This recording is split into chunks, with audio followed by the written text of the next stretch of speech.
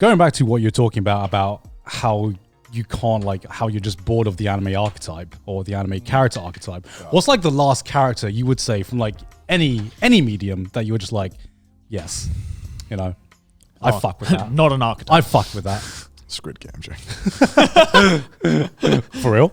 I was actually, yeah. Every character from Squid Game. Well, every character is flawed from Squid Game. Yeah, they're all pretty flawed. Yeah. But I would argue that's what made the show so great, right? Yeah. It's because everyone sucked. Yeah. What I enjoyed about Squid Game compared to like every other, let's say, death game is, or a lot of other death games, is that a lot of the death games just run on complete archetypes. Yeah. Like this person's the asshole, this person's the good guy, this person. And we did have the asshole and the good guy. Right? Yeah, we did, but with like. But you gotta have bare minimum, right? Yeah. but the thing is, at least I think why Squid Game worked is that they gave more time to develop that part of their characteristics rather than them just being the archetype. True. Right? Yeah, I mean, there were entire episodes of Squid Game that didn't have any like death game shit involved at all. It was just, the characters getting to know each other, knowing about the whole like backstory of some of the characters. Well, like one of my favorite episodes of Squid Game is when, I don't know if there's going to be spoilers, but it's like halfway through when, they all decide to quit Squid Game and they all go back to society. It's literally It's like second episode? Okay. Spoilers for the second episode. It's when, they all decide mass vote to quit and go back to society, and then they realize how much they go back to. It really says a lot about society when they decide to go back into the Squid Games after how much they realize how much their life fucking sucks, right? Like that episode was great because you not only got to know about all the characters and their backstories and their relations to one another, but it also just like puts into a situation of, this world must really fucking suck to them that they have to resort to going back, right? Like that was great. It wasn't, it wasn't a perfect show by any means. No, definitely a lot of things wrong with it, but I understand why it's so popular. Like it's very engaging. It's got a really good premise, and the characters, like you hate someone, which is saying more than a lot of shows can get. Right? A lot of characters you really feel. I felt strongly that I disliked. And a lot of shows, like anime, I barely feel fucking anything about these fucking characters. Yeah, but that's what I would. That's what I would argue is that I think it really says a lot about society. I can't fucking. You need to stop. I swear. I heard you processing that in your mind because you're just like, I'm not gonna say it. I'm not gonna say it. And then you said it really, and then you were just like, fuck. I swear I'm not saying it on purpose. I say that a lot. I just say that a lot. You're like, it really abort says a lot. Abort a lot, and I'm just like, oh, it's too late. It's too late. I say it so naturally in my speech. Fuck. This meme has ruined me. Anyway, what was I even saying? I don't even know. Squid Game. I was saying the characters are boring. Yeah. So I was gonna say that I think a character that you end up absolutely fucking hating is a way better character than a character you feel nothing towards. Right, 100%. Right? Yeah, and so many people think like, this character sucks because I hate him. I'm like, well, no, that makes him a good character because you feel something towards that character. Yeah. Right? It's like Game of Thrones and Joffrey. Like I found it so interesting. Have you seen like interviews of the actor of Joffrey? I felt so sorry for him. He's like such a cool guy. And he's like one of the nicest guys I've ever seen. And he quit acting. And he quit acting, right? And he quit acting. Did he actually? Yeah. He quit acting after Game of Thrones, and it just shows like I don't know if it was his first role, but he was definitely like not an experienced actor, right? Yeah. But it just surprise, a good actor makes a hateable character even more hateable. You know?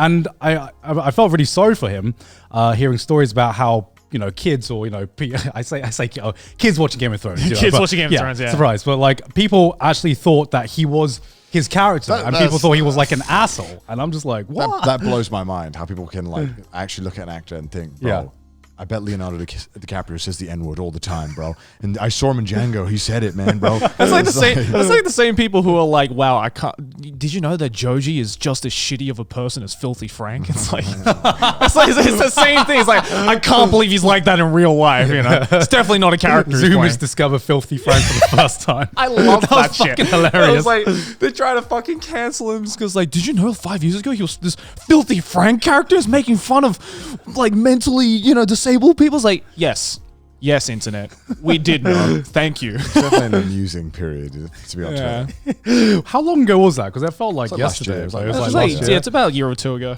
It's just very funny. Yeah, because it's just, times change, and definitely someone like Filthy Frank and Filthy Frank's transition to Joji. Filthy Frank. I'm fucking lisping like crazy now. It says a lot about society. I've completely forgotten my point now. Filthy Frank. No, you just like I'm sorry. Darren Brown's my mind. I'm I'm sorry. sorry. I fucking That hacked says a my lot mind. about society. I mean, Sorry, I'll stop. It's just, I don't know. That was it. Now that I look back at it, it really is an interesting period that Filthy Frank was living in, because for one, my God, that shit would not fly, and there's a good reason why he quit.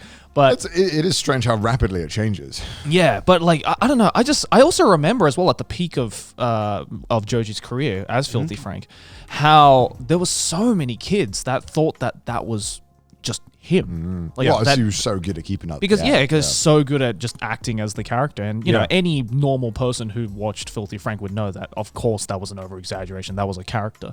But But I remember at a time Joji just didn't exist. I remember once he didn't he like make a video about him coming out as Joji, and then he actually deleted that or something. yeah, like he that. made made a vlog as George Miller, who's his real name, as like himself, and how he said that he absolutely hated his fan base. Yeah.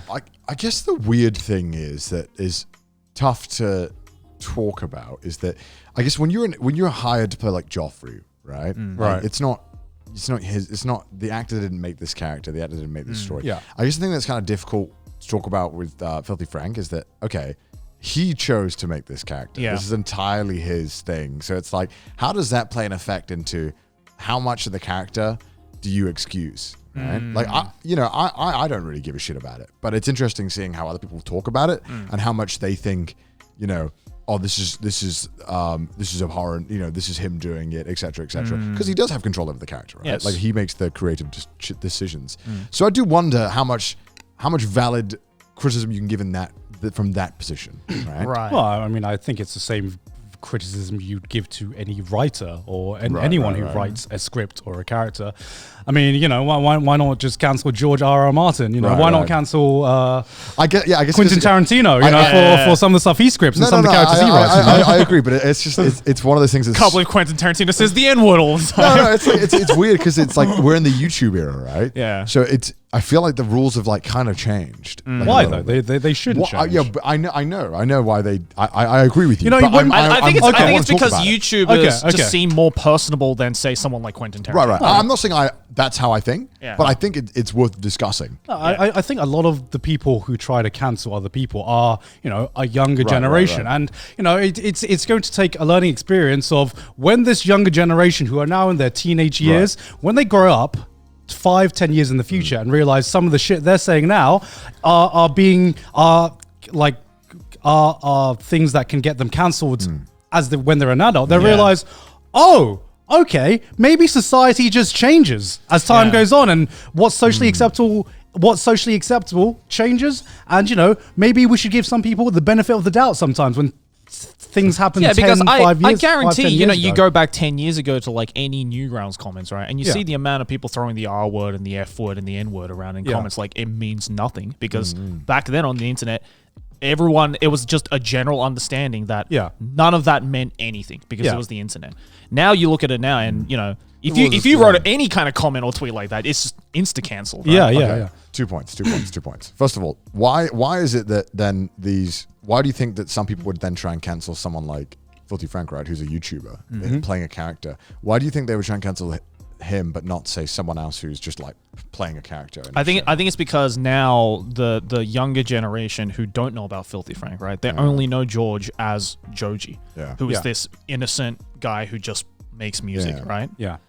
and you know, it's to them, Filthy Frank is like his dark past. You know, it's something. It really is. It's his dark past that it's like, wow, I can't believe he changed identities online to try and hide the fact that he did some dark shit in the past. Man has a fucking villain backstory. Yeah, he does. Yeah, it's like his evil upbringing, right? It's like that's how some people perceived it though, which just made it so funny, because I think to a lot of these people who try to cancel Joji as Filthy Frank thought that he changed his name to hide the Filthy Frank era, when everyone who grew up with Filthy Frank knows that no, that's not the case. He just didn't want to keep making content like that. It didn't make him any money because of the changing landscape of YouTube, and he just wanted to focus on music.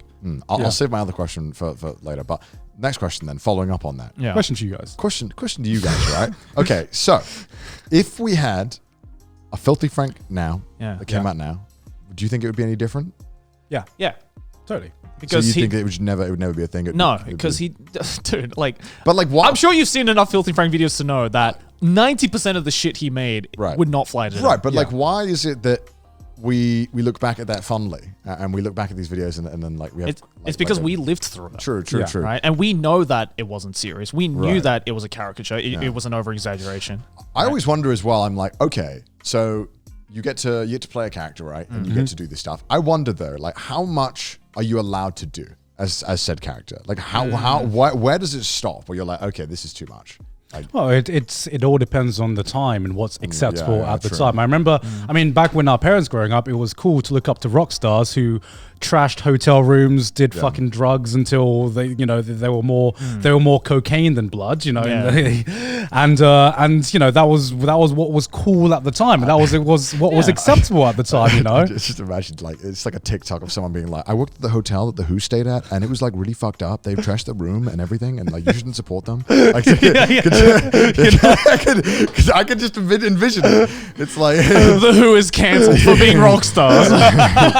It's just, but like, that's the thing, there. Right? I know, I understand. But you know, honestly, like, we joke about that, but it might honestly be the case. That's what would happen nowadays. Because you don't hear about like rock bands anymore doing shit like that, right? Yeah, because I feel they're scared now that the possibility of that. The rock star of then is dead. The repercussions, just like they at the time they could get away with it without repercussions, and that was just what was like accepted at the time. I'm not saying it's right, but it was rock and roll. But it was rock and roll. I mean, obviously. But. I mean, I don't know how some of these fucking rock stars are still alive. Honestly, hearing some of the fucking stories.